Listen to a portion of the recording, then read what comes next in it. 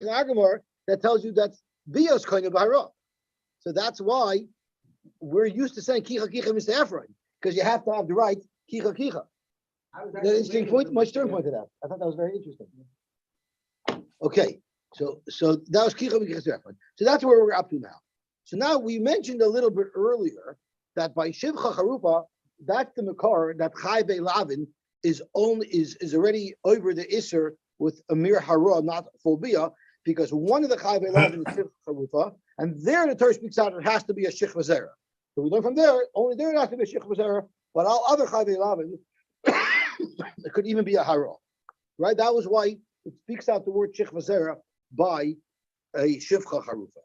So Rava said, Lomali the cause of Rachman and Shich Vazera b'Shivcha Charufa. Why did the Torah speak out that by Shivcha Charufa, in order to be over the Isser and bring a carbon Osham, it has to be a full Bia? Shich Vazera b'Esheshish, it speaks out Shich Vazera b'Esheshish and Shich Vazera b'Soita. So actually, this Gemara requires a little bit of Akdama, because in this Gemara, we're mamish going to be discussing the nitty-gritty physical activities of a Bia, which seems like, you're not even such a word about it. Gemara, it seems like it's a little bit of a dirty talk. So I heard over from Choshavid or Rosner, he says that in Lashon HaKodesh, there's only a Lashon of Kedusha. For instance, the word Bia means coming, right? You don't even have words to describe things that are inappropriate to talk about. There's other words that generally describe them, allude to them, because everything involved in Torah is Kedusha. And even things that seem uncomfortable, inappropriate to talk about, it's Torah, and when spoken about in the proper fashion, it's Kedusha. We have this talk when the Lord was talking about going to the washroom. Right, but today it's going to get particularly graphic. We spoke about that. The fact that the Torah does it over there, that the Gemara goes into the nitty-gritty of going to the washroom, shows us that Everything's Kedusha. Right? Like even a curse word in Lashon HaKodesh or a Vrit is Lech Lazazel, right?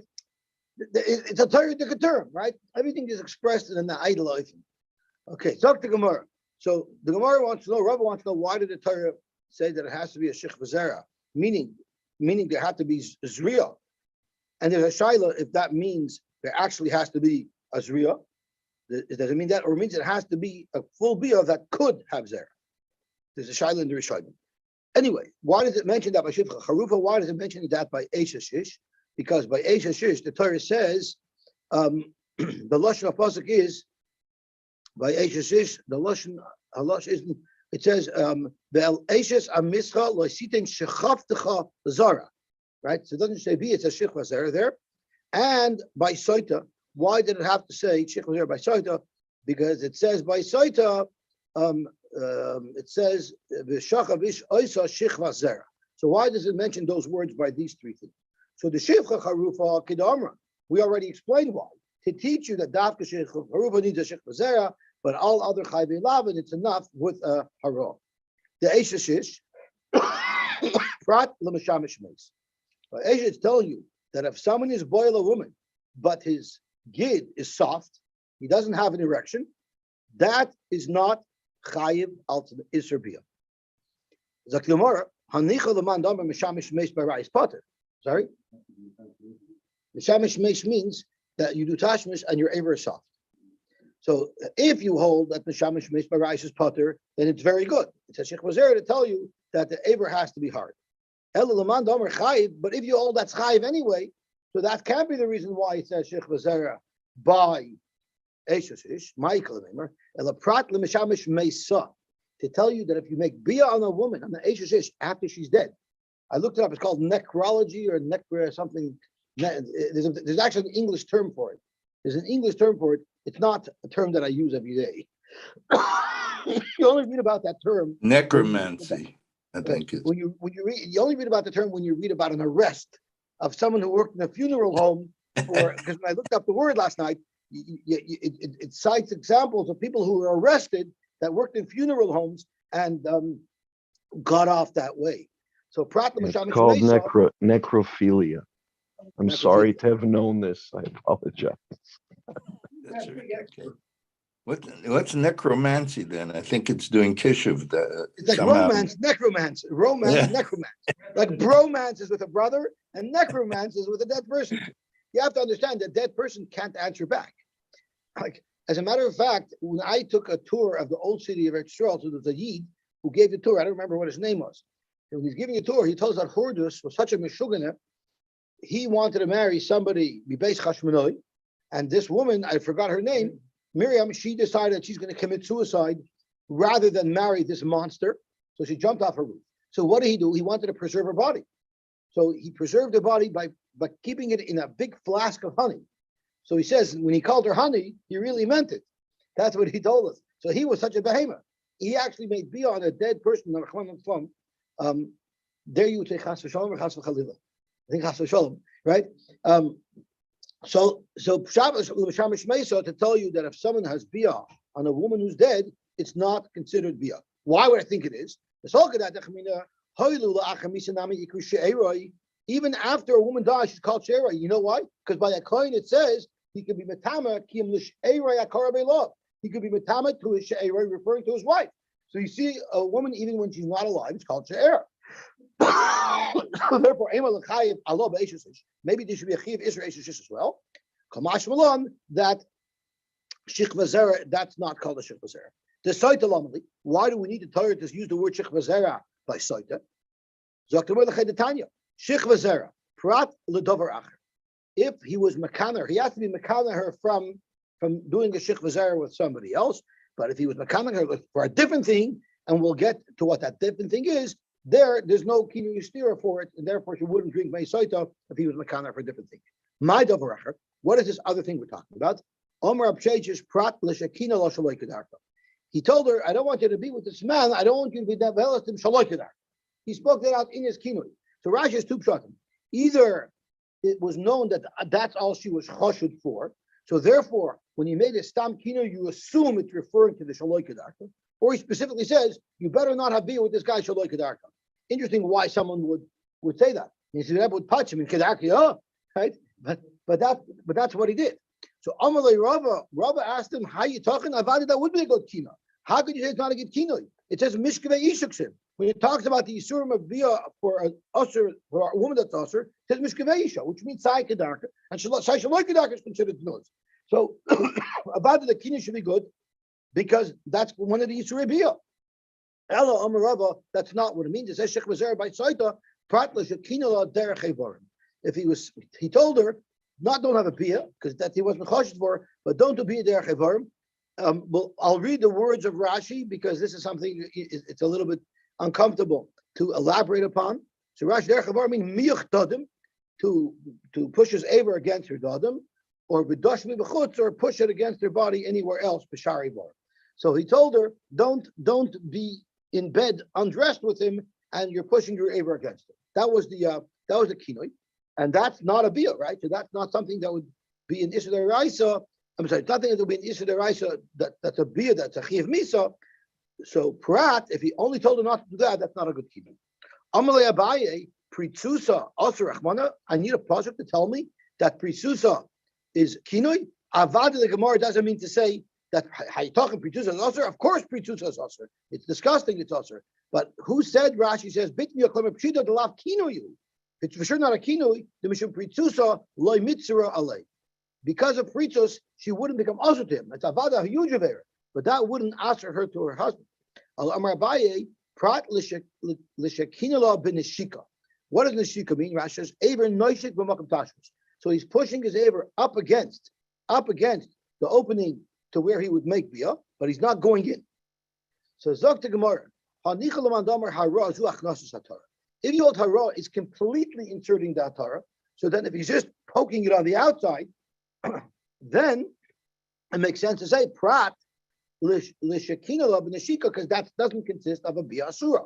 However, if you hold that hara is neshika, meaning just pushing your aver a little bit up against the woman in that makom, that's considered a raw, which is a bia asura. How could you learn that prat l'shekina b'neshika if the neshika itself is a bia asura, and about that should be considered a kinu? You have to say that the kinui that we're excluding is a kinui derech evarim, meaning he shouldn't rub up his aver against any other part of her body. You're going to ask, do I need a pasuk to say that pritzusa is not going to be a proper kinui? Yes, you do need a pasuk. Because you would think that kinui is not totally in being mekana her against an activity that's going to be ashering her minat Torah l'bayla. Rather, kinui is a valid kinui if he tells her not to do anything that might not be acceptable to her husband. And it's very logical to accept that a husband would have a problem with her also fooling around with somebody there. Surely he'd be makbid. Kamash Milan, that's not what kinui is. Kinui is only kinui against a bia dairaisa that's going to usher her to her husband. Period. Omar Shmuel, hara zunashika. Hara is not like what we learned up until now, that it's totally inserting the corona, the top of the aver. Rather, it just means pushing up against the outside of her makam erva. Even that is a bia that would be chiv kares by anida and by every other erva, by chavilam and by say, by the entire list. Why do we say that? Because mashal adam shamanich etzboy al pit. Imagine you put your finger on your mouth. You're saying shh, right? You put your finger on your mouth. When you touch your finger to your mouth, you're putting some pressure on the skin of your lips. So you're slightly depressing it. So if someone puts their aver on her makam erva, there's a slight depression, which means it slightly entered the cavity of her body because of that slight pressure, and that's why it's considered to be a bia, and that is hara. Rabbi Bar Chana Omer Rabbi Yochanan. Rabbi Bar Chana said in the name of Rabbi Yochanan, Gemar bia b'shivcha charufa. It says that a shivcha charufa hara will not answer. The issue is with a gemar bia. What is the definition of a gemar bia? Zu achnosas haTorah. So if achnosas haTorah, which is what we considered hara until now, if that's what a gemar bia is, then he must learn that hara is merely nishika se'ever, which is not like we're learning. So Moshe Rav Sheish is asked, says in the Bride, Shich v'zera einei chayiv ela al bias hamira. Mirak means it empties out, which would pashas mean he went all the way in and he had an ejaculation. My love mirak gid, zok gemar loy. And if you hold it to mirak gid, then it's very rare to say that by shivcha charufa means achnosas haTorah. Zok gemar loy. That's not how Rabbi Bar Chana Omer Rabbi Yochanan would learn pshat in the Bride. He would learn that it's a mirak haTorah. It just means fully entering with that Torah, but it's not mirak gid. That's considered a full bia, and therefore hara would merely be neshika se'ever. Rabbi Dimi had a different quote of what Rabbi Yochanan said, and he said hara zu achnosas haTorah, unlike what we just said from Rabbi Bar Chana. Amr Lei, so I told him, how could you, Rabbi Dimi, tell me in Rabbi Yochanan's name that hara means putting that Torah in ganzen, but any less than that, such as neshika se'ever, does not consist of a hara. He said it's even a hara if it's merely neshika se'ever. Amar lahu, so Rabbi Dimi answered, you're right. Either he's mistaken in what Rabbi Yochanan said, or you're not shakri. In other words, it's impossible that hara is both. Either I'm right or he's right about what Rabbi Yochanan said. Kiyasa Rabbi Amar Rabbi Yochanan, hara zu achnosas haTorah. So the question is, this quote of Rabbi Amar Rabbi Yochanan, who does it fit in with? Who could he be consistent with? And who must he argue with? Zok Gemara. At the Rabbi Bar Chana, the Badei Polak. He's got to be arguing on Rabbi Bar Chana because, according to Rabbi Bar Chana, Achnosas haTorah is considered a gemar bia, right? He said the first, it's a gemar bia. So he for sure cannot agree with Rabbi Bar Chana. But what about the Shmuel? Shmuel said, Haraz neshika. Rabbi and Rabbi Yochanan said hara achnosas haTorah. Do they argue? Or maybe they both hold that both those things are hara. So tomorrow, the Shmuel Mile Mapolik, Gemara Loy, Lav Davka. Because you can say they both agree that Minashika, the Ad Achnosas haTorah, hara karin. Anywhere from merely touching the Mokam Erva with the Gid, all the way to going into the haTorah, that consists of hara. Any more than that is going to be Abiyah Gemura. Any less than that won't even be anything at all. Kiyasir Rab Shmuel by Yehuda Rabbi Yochanan. When Rab Shmuel by Yehuda said the name of Rabbi Yochanan, you can see there's a lot of different opinions on what Rabbi Yochanan said. I can imagine it was a day in Shir where it was a little bit uncomfortable because they were talking about this. We know how we feel. Can you imagine how they felt? So it could be it was a little bit unclear as to what Rabbi Yochanan said. So he said, Hara, zu achnosis haTorah. Shmuel Bar Yehuda said, Rabbi Yochanan, Hara is achnosis haTorah, and Gemar Bia means Gemar Bia Mamish. Mikan ve'elech, anything less than a Hara, so Rashi, me'achnosis haTorah ulamata, any less than the complete insertion of the Torah, Eina El Neshika, that's only Neshika, Upater, and that will be Pater. So Zok Rashi, and with the Pater ben Neshika, since this last sheet of Rabbi Shmuel Bar Yehuda Rabbi Yochanan says quite explicitly that Neshika is not considered Hara, Vade Polagad Shmuel. That must disagree with Shmuel, because Shmuel Beferish says the Neshika Kari Leila Ra. Shmuel Beferish said that Neshika is Hara. And here you see from Rabbi Shmuel Bar Yehuda Rabbi Yochanan that Neshika is not Hara. The Hara Rabbi Chiyuvi. It's only Hara that's awesome. But less than Hara would not be awesome. So Mikan Ve'elech Enel Neshika Upoter Alei, and therefore Upolaga the Shmuel. That means that Rabbi Shmuel Bar Yehuda's version of Rabbi Yochanan disagrees with Shmuel. So at the end of the day, there's a shaila if Neshika is considered Hara. There's a question if inserting the Torah completely is Hara, or if that's considered a Gemar Bia, right? So, or maybe you can hold that Neshika is Hara, and inserting the top is considered also Hara, and Gemar Bia doesn't happen until later. There's actually machlokes inside what the Gemar Bia is, inside what Hara is. Zok Gemara, Echad HaMa'ara, the Echad HaGoimer Kana. That's what the Mishnah says. That even making Hara by Yevamos will be Kana. Zok Gemara, my Kana. Lagabi, what is it Kana? And now there's a big machlokes Rishonim. What are we discussing?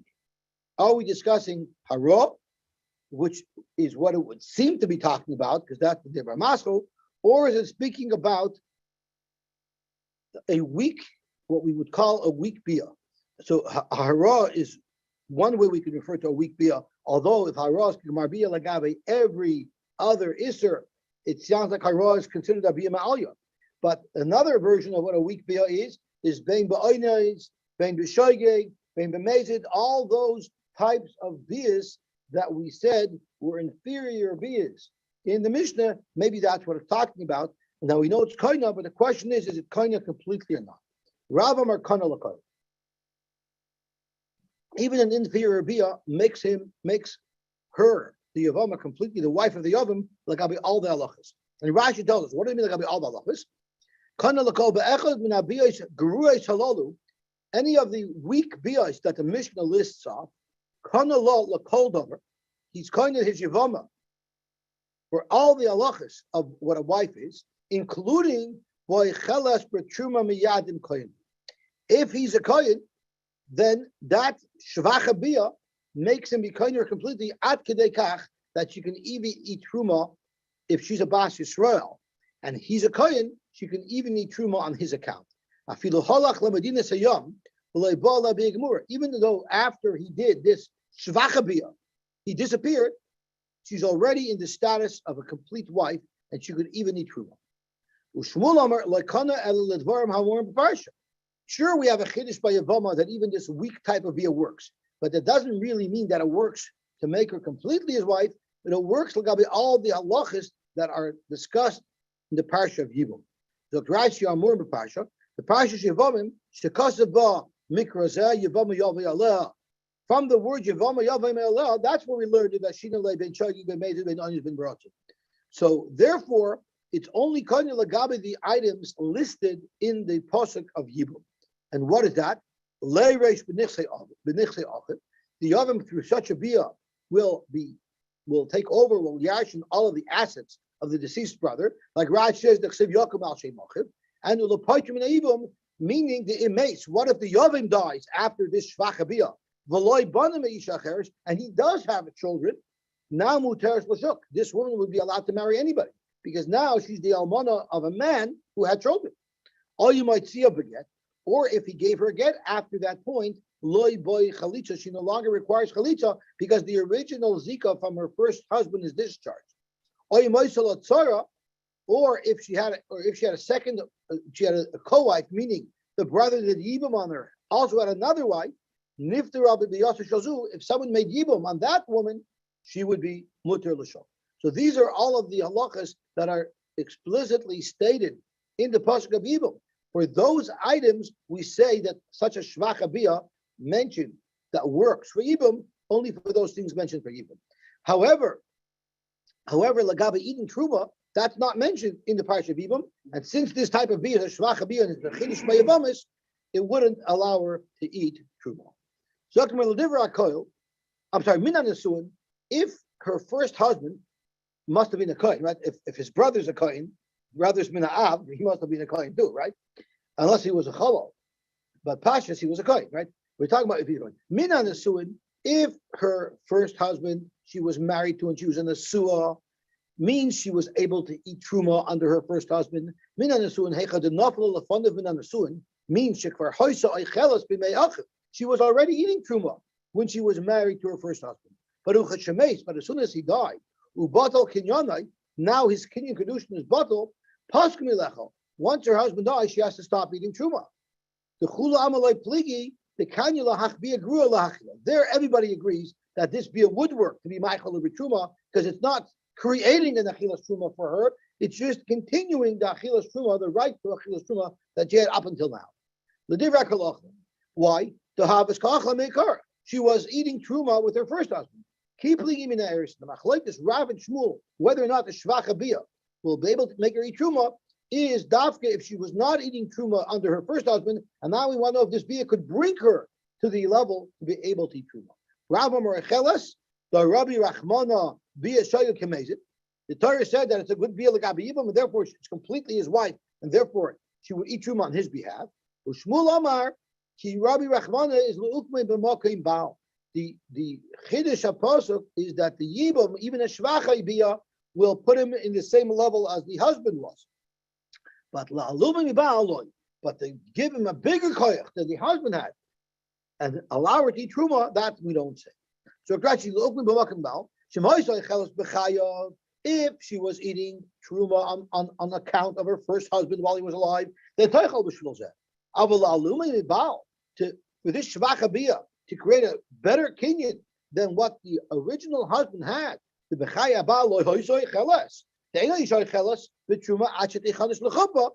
woman doesn't eat truma until there's an asuin. So therefore, this marriage created by the shvacha chiddush of the bia wouldn't make it any better than it was under her first husband. The dafka bebia beloy das kinyan. A yibum that was done with a proper bia, everybody agrees that will make her eat truma, even though she didn't eat truma under her first husband.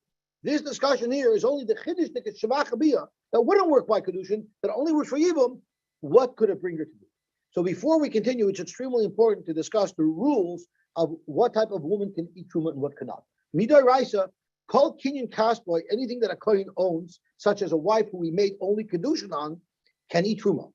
So why do we not allow a woman who's mekudesh to eat truma if midarashi she could? So the Gemara tells us there's two reasons. Either because while a woman is mikudeshes, does she live in her husband's house or does she live at home? She still lives at home. So if her husband would be giving her truma that she's eating at home, well, what happens if one of her siblings comes and takes something from her? They're going to eat truma and they're not allowed to. So because of Xera, we don't let her. But by Ikar Adin, she could be. A B is simple.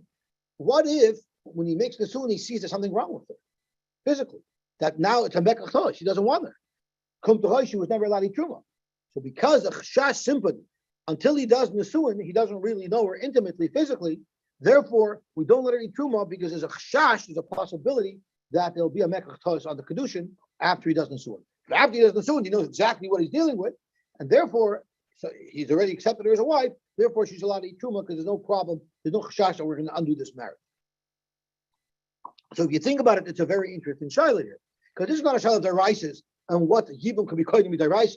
This is all a shaila of derabanan, because really midarabanan, even kedushin will be maichal over truma. The shaila is midarabanan. If a woman had a shvacha yibum because it was a shvacha bia, will the rabbanon let her eat truma or will they not let her eat truma? Rav holds midarabanan, once it's a yibum, even if it's a shvacha yibum, we consider it completely niknas to him, and therefore she'll eat truma. But Shmuel holds no, we will not let her eat truma. Zog to Gemara, va'az the Shmuel tamei. Shmuel holds that a shvacha bia is not considered a full bia and will not be meichel her truma if she wasn't eating truma under her first husband because she was only an arusa to her first husband. That's consistent with something else that Shmuel said. Whenever the Baal was Michael over Truma, for instance, she was Nesua to him, the Yevim stands in the place of the Baal, and the Yevim will also be Michael over Truma. So that's very consistent with what Shmuel said. Since she wasn't able to eat Truma under her first husband, she won't be able to eat Truma under her second husband. That's only nicklished her with the chiddush bia of a shvacha bia. But Avad Rashi speaks out. If it was a real bia, then for sure she's in the suah, and for sure she will be able to get more under her second husband than she got under her first husband because she's completely in the suah. Meisvei frek the Gemara Kash. Bas Yisrael pekechas, a regular healthy Bas Yisrael, shenis arsha l'koyin pekech, who became mikudeshes to a koyin pekech. So right now, midaraisa she can eat truma, but midarabandon she may not.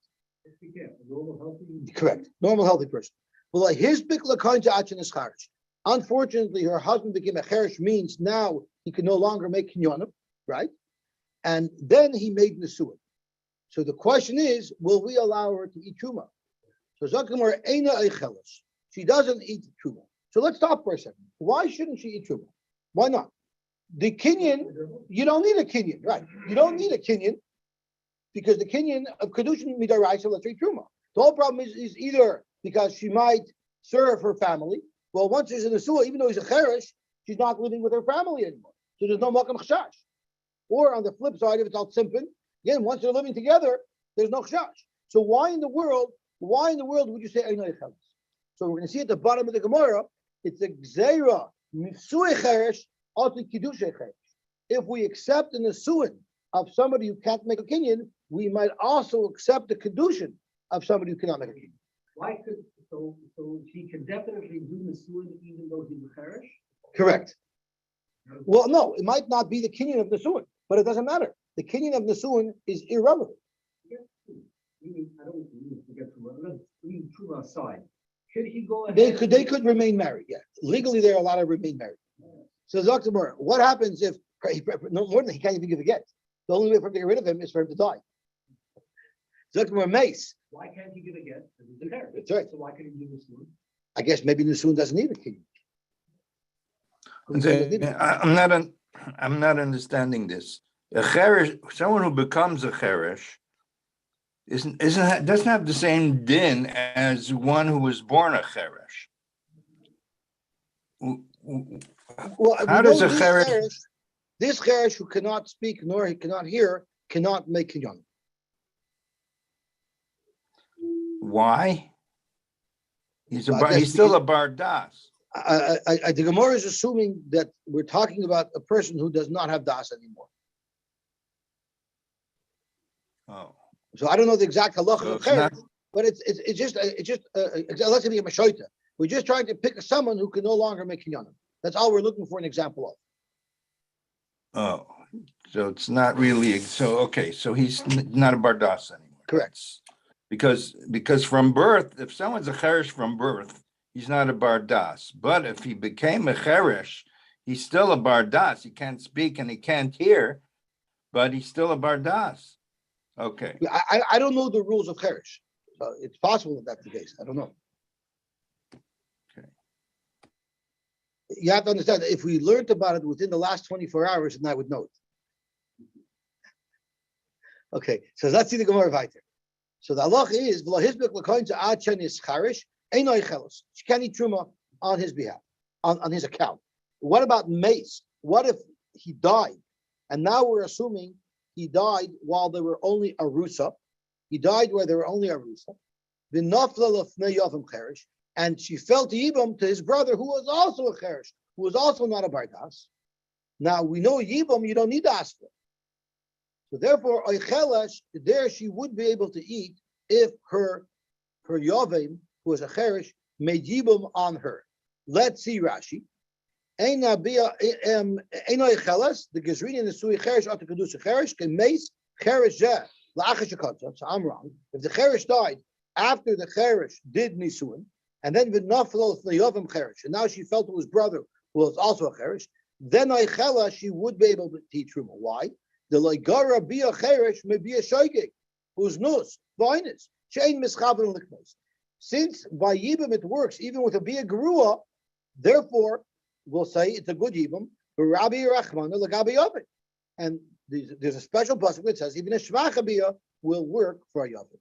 And now the Brisa actually kicks in an extra comment. Uvezu, in this respect, yafe koyach hayavim mikoyach habal.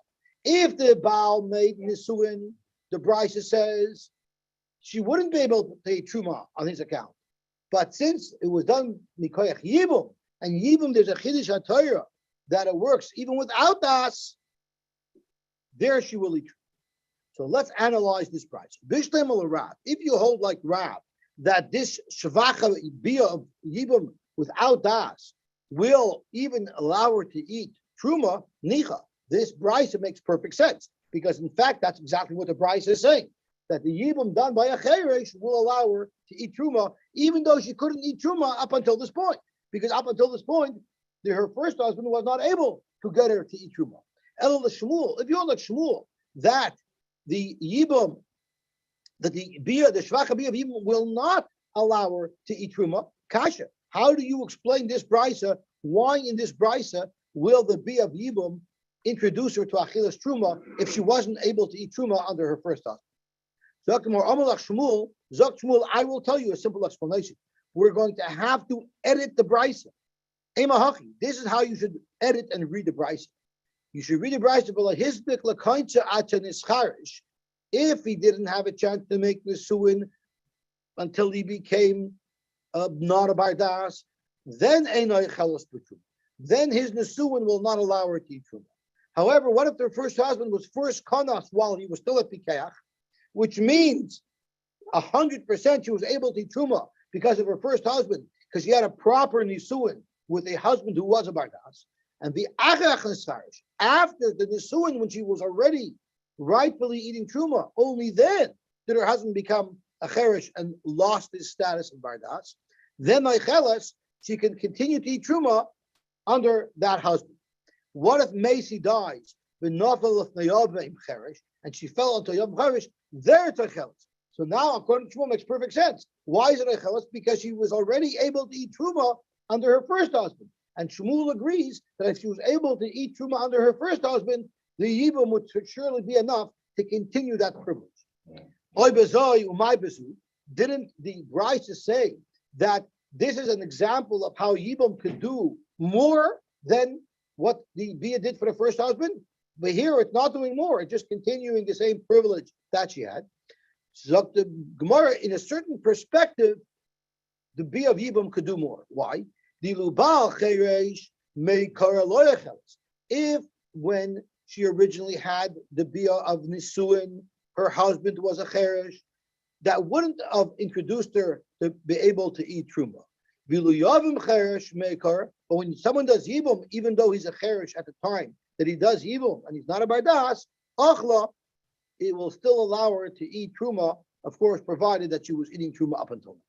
So that is one version of machlokes. The machlokes between Rav and Shmuel is only if it's an arusa, but if she's coming from Nisuin, surely she could eat truma. The bia of the shvacha bia will extend her privileges. But the Ikad Amri, there's another version as to how to understand the machlokes Rav and Shmuel, and that is mina erisin divra kol le'achla. Everybody agrees that a bia mina erisin, evil after erisin, this shvacha bia will not be able to introduce new privileges. Even Rav agrees that this bia won't be able to do it. Because she was not eating truma under her first deceased husband, because she was not nesuah. Keep ligi, the whole machlokes Rav and Shmuel is only mina nesuah. If she was already privileged to eat truma under her first husband, will the shvacha bia vibum extend that privilege? Rav Amar Eicheles. Rav said that the shvacha bia vibum will extend her privilege from her first husband to the Yavim. The havas achla meikar, because she was eating until now. It's not creating a privilege; it's merely extending a privilege. Shmuel holds the bia shvacha bia vibum can't even extend the privilege that she already had. Why? Because ki Rabbi Rachmana bia shoygeg demezid is only the dvar ma'amur parsha not even to extend a privilege that she already had to eat truma under her first husband. Did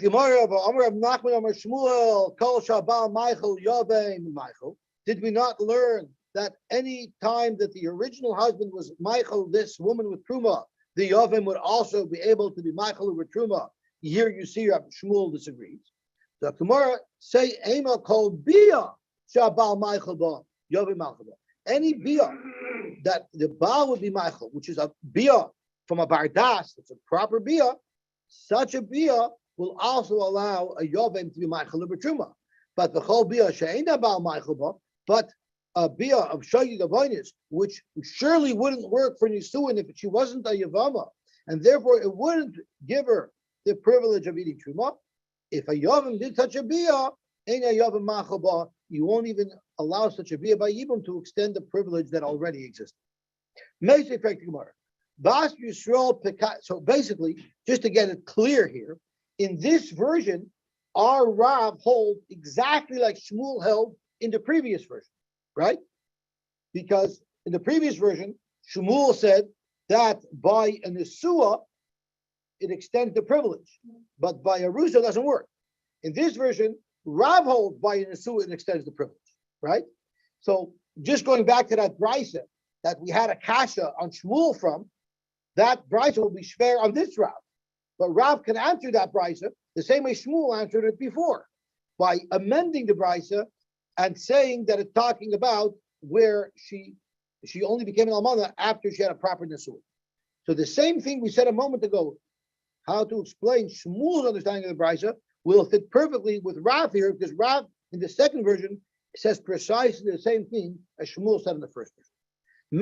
So let's ask a kasha from the same Brisa. Yisrael pekakash and his arsh alakoin pikeach. Well, his pik lakoin tzatz in his charish. He didn't do nesuin until he became a shaitan. He had no more das. So then Einoi Chelos. She may not eat truma on his behalf. Mace, what if he dies with nafel yavim cherish, and there was yibum done by a yavim who also didn't have das? There it's a chelos. Uvezu, and in this respect, yafe koyach yavim mikoy chabal. Frekma bishtamel Rav metaris kidatars meikara. Rav will understand this brisa exactly the way the Gemara explained earlier. Being that it's a little complex, let's actually go read how the Gemara explained it earlier. Zok to Gemara, Ema Hachi. Amar Lashmul Ema Hachi. If you can see where I'm pointing to, about 15 lines or 20 lines up from where we are. Ema Hachi v'la hisbik l'kain ta'ach and ischarish ein chelos b'tshuma. But kanas, if their original husband first took her in, made nesuin when he was still sane, which means, and now she's chelos b'truma under the first husband, the achach l'scharish, and only then did he became a lav bardas. So then she can continue to eat truma because she got that schus when the nesuin was done by her husband when he was still sane.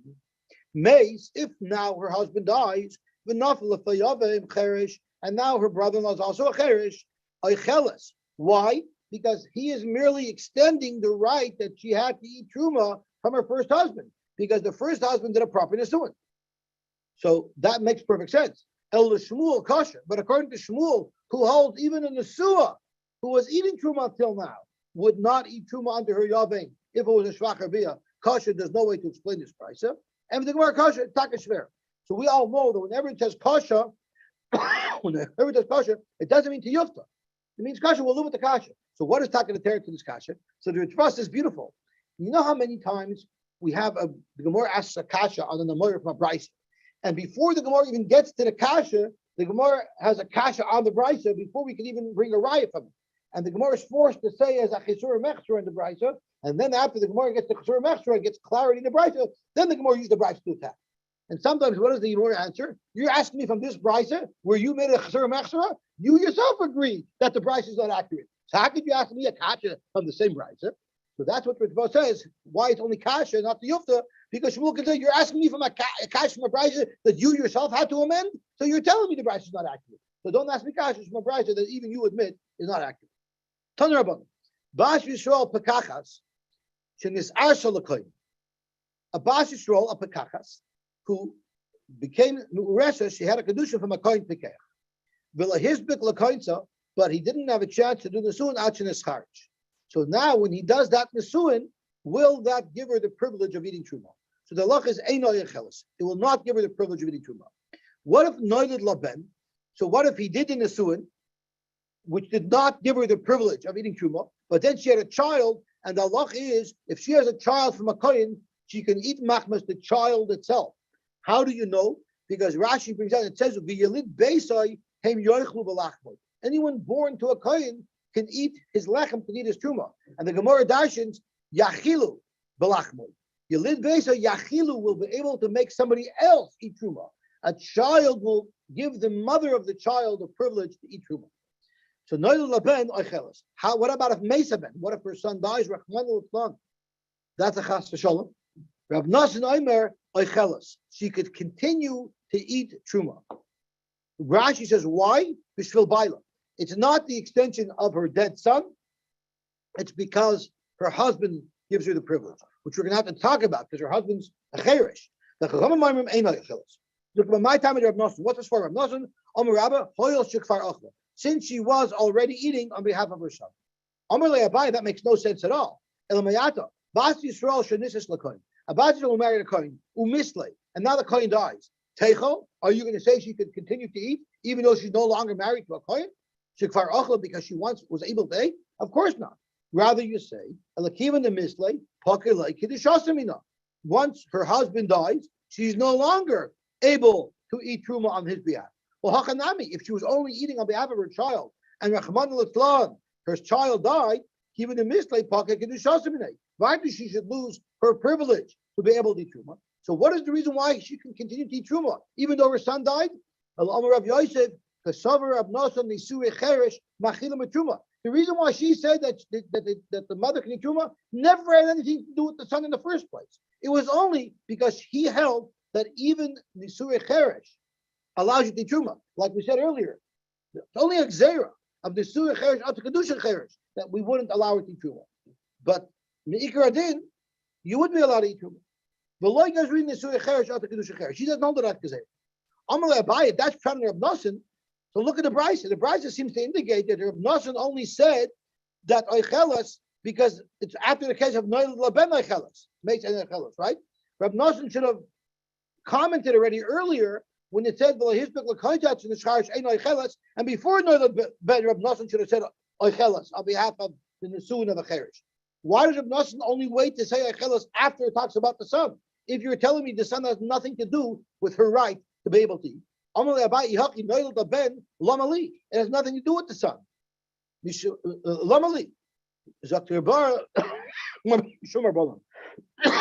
only reason why the Bryce introduced the case of Noel Leben is because the Rabbanon would agree that she can eat truma on behalf of her son.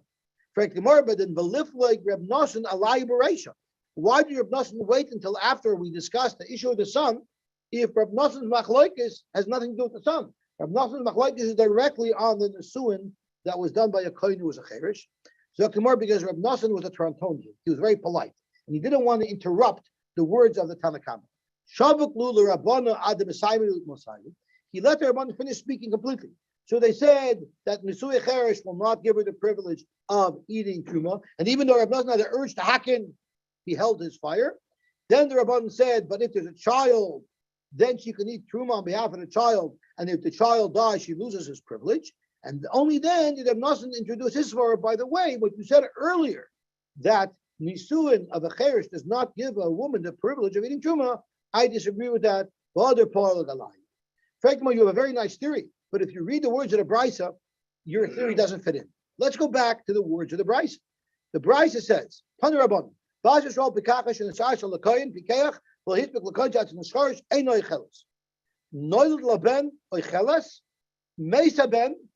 it should have said if Rab Nosson was waiting for the Chachamim to finish speaking. And only after it quotes the Chachamim, then Rab Nosson should have said Eichelas. But if you look at the Brisa, Rab Nosson spoke before the Chachamim.